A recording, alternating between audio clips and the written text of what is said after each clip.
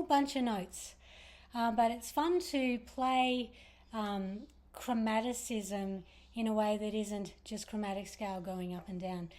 Welcome back to my short lessons on the saxophone.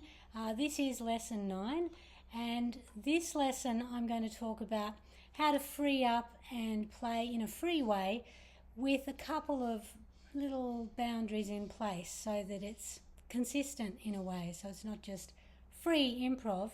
There are a few little rules to what I did, but what I just played there is something you wouldn't want to play a lot of, but it does if you're improvising on a tune and you feel like you want to go somewhere a little bit different, a little bit outside the square, a little bit away from the harmony at hand. This is a little technique that you can use. You can play quite fast with it and it can sound a little bit out there, and if you use it well and correctly, you can then make it fit with the improvisation that you're doing by moving it, by knowing where you are in the form and coming back into that beautiful harmony that is being played at the time that it's being played. So here's what I was doing. It's a fun exercise to practice too. It's good for technique and dexterity.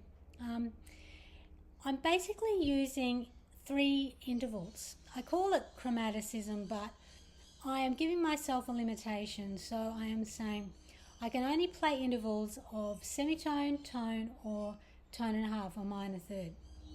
So basically I can go in any direction I want, up or down, but the interval that I play to from the note that I'm playing it from can't be bigger than a minor third or a tone and a half. So this little exercise I got from George Garzone, actually, who developed the triadic concept. And I sat in on some of his classes at the New School in New York about 24 or 5 years ago. And he was mind-blowing what he had developed here. And it was a sort of a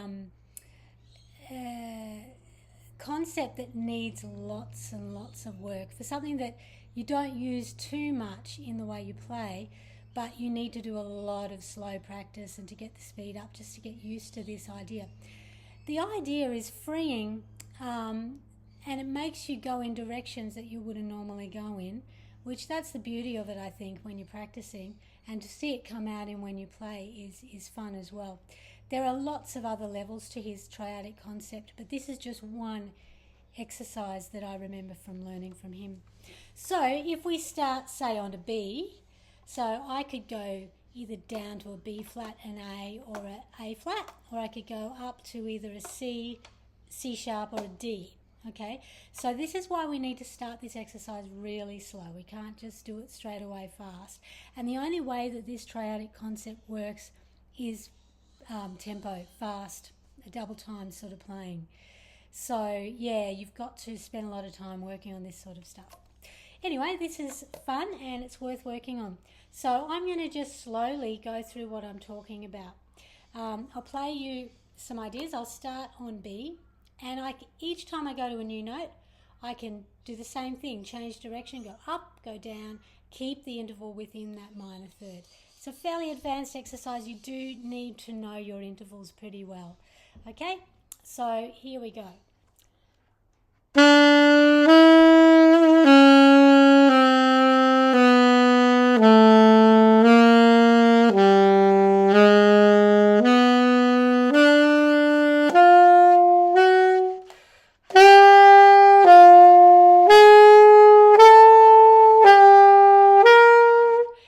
So you couldn't quite see my fingers there, but you could hear those intervals are quite small, especially if you've done a lot of interval training, you would hear that. So you got to do it that slow so you can have time to think about the interval, which direction you want to go. But obviously, as you get used to this exercise, you can put the metronome up faster, you can speed it up a little bit, and the mind becomes something we don't need to deal with. It's just the finger memory and the oral stuff. So I'll try it now a little bit faster.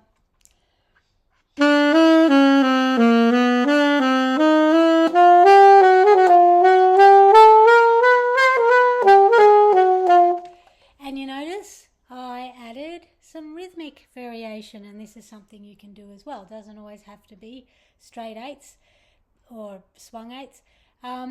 So yeah, what I would do is add a little bit of rhythmic variation as you get used to it. Now I'll try it faster.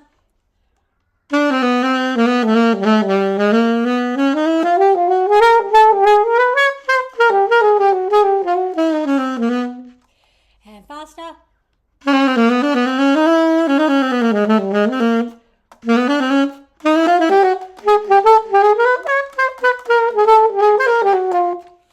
And there you go. So it's a fun exercise. I would definitely get started doing that. It just stretches your imagination a little bit. Have fun with that, and I'll see you next time. Bye.